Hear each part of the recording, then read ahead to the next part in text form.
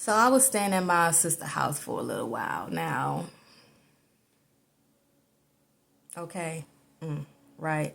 And so I just after like 3 days, it's like I just couldn't stay there anymore. So I ended up getting me a hotel. And so I was staying there. And so I'm sitting here, looking for places to stay or whatever not. And I had a lot of callbacks. And this is who again, here's God. God told me, like, move with your granny.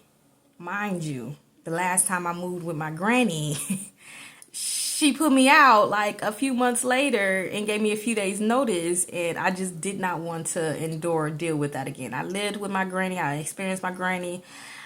That was not an option for me. And I'm like, I make too much. I can afford my own place. I am not going back to live with my granny. That is not an option for me. So I'm staying at the hotel. I kid you not. Every place that I apply or, scheduled for a showing, when the time came for the showing, it was at least five places, and I wish I still had the old phone for the for the text to verify. Each place verified that, oh, I'm on my way to the showing, I'll meet you there. Each and every one of them never showed, and maybe two out of the five, after the fact, said, oh, something came up, something ended up happening where all these places just, they did not come to the showing. And so I'm like, man, I don't want to live with my granny. And then all of a sudden my granny called me randomly too. Hey, well, I heard about your situation. You can come and stay with me if you like. And I'm like, oh, thank you so much, granny, but I'm gonna be okay. I got these showings or whatever now. I'm gonna be fine. I'm gonna find me a place or whatever now. She was like, well, it's on the table if you want. And I'm like, okay, thank you. I appreciate it.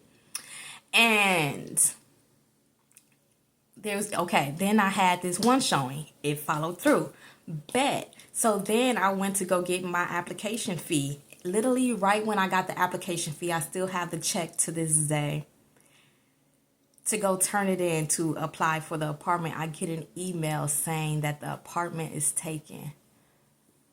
Y'all, I'm like, come on, this cannot be life. Like, this can't be real. And so again, deep down, I know what I need to do, but I did not want to do it. So I went back to the hotel and I cried my eyes out because I'm like, I don't want to move with my granny. But I'm like, okay, God, well, if that's where you need me, I'm going to go. But I don't want to go. Okay? So then I called my granny. Like, I cried. Cried for a good 2 days. Like, I didn't want to do it. I didn't want to do it. But it seemed like anything I tried was not happening or working out. Like, it was being interfered. Okay. And so I called my granny back, like, okay, granny, I'm gonna go ahead and move with you. Things just seem to not be panning out. I'll just be there for a little, and then I'll be out your way or whatever not. And so then I ended up moving in with my granny. Now my granny, she battled with breast cancer before she overcame it, but I didn't know that it came back. I did not know that. And so when I moved in, she had her ex-husband there that she was taking care of because he had Alzheimer's. And so my granny's still functioning as normal. She's not coming off as, sick or whatever, not like anything. Like, she was normal. So I didn't even knew that, like, it was a problem. Her health was a problem. Like, my granny always woke up super early and cooked breakfast, made some eggs, sausage, and some toast or whatever not. That was her thing. And then I remember one day, again, I'm back in the basement. The basement's huge, okay? And she ended up falling, and she was shocked that she fell. And so because I heard a big boom, and I go in and I check in on her, like, granny, like, what's going on? She's like, I don't know. lost my balance or whatever not. And so then that's where, I started to really kind of assist more and take over more, because it's like, I don't know. Again, I still didn't know she was sick, but I knew something was after that, something was going on.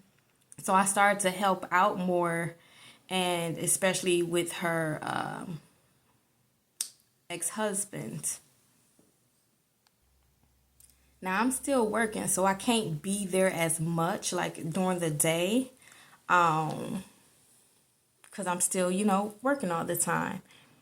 And so she was trying to find people to like assist and help her with her, mainly with her ex-husband. At least she asked all my aunties or whatever not. Sometimes my other auntie came and she kind of helped out with them, which was cool. And so I remember her, like the hospice people coming by.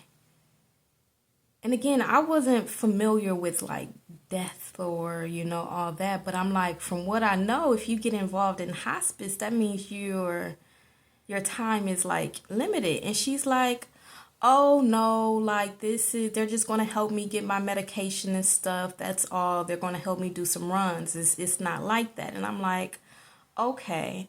Now, again, my granny is in high faith. Like her relationship and connection with God is very high. So she was in the mindset and holding the belief that God was going to heal her and help her out of a situation. And my family, they doubted. But again, now I'm in faith in relationship with God. So I know how God works. If God says so, then it is. And so I was supporting her like, okay, well, God's going to do it. But the thing was, she wasn't, that word, that message didn't come from God. It came from this woman that she really admired and looked up to. She was known as a prophet. And she was her friend. And I remember this prophet coming over, praying with her or whatever not. And she's basically telling my grandma that, God's going to heal her. God's going to restore her health or whatever not. And so my grandma took her word as bond, took her word as truth. And I remember, moving back upstairs so I can be closer to my grandma to help. And I remember being in meditation one day. And I was in meditation one day, and God told me, like, she's not going to live. Like, she's not going to make it. And of course, I broke down, okay, just as I just did, Lord. I broke down, and my granny, she was declining fast, and man, she was like asking people to help, like I was still working. And she even offered to pay my mom's, because my mom's, she deal with older people. And she even said, I'll pay you what your job is paying you to come help me, right? My mom, she had other obligations at the time.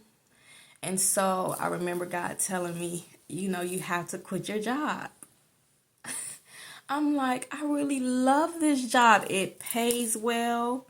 I ain't got to deal with humans. I'm good at it. I'm in. I won't. I leave when I want. Like, he said quit. And I'm like, okay, God. Well, if you say quit, then obviously I'm going to quit, because I know it is you that gave me the job. And I know that it's you that will provide a better one. And so I actually put in my 2 weeks notice. So I was still trying to do my 2 weeks. And I remember my granny calling me one day, and she really needed some help. And I'm like, man, God said quit. He didn't say put in my 2 weeks notice. So after that day when she called, I was done for. Like I didn't finish my 2 week notice, because my granny, she needed me. And so I was there helping her, now that I know the information that she's not going to, live. I'm just making sure she's comfortable, making sure she has what she needs, having conversations with her, about her life. Sorry, y'all. I need to finish this and get out of this energy. But I'm making sure that I do, just making her feel comfortable, like just doing whatever. I didn't tell her like, oh, God told me that you're, finna pass. I didn't have that conversation with her because I can't have that conversation with her. And so she ended up, like when I say she was declined, it just happened so fast. Like she was good 1 week, and then after that fall, literally like 2 weeks later, she was, gone. And so that that was a lot. I'm not gonna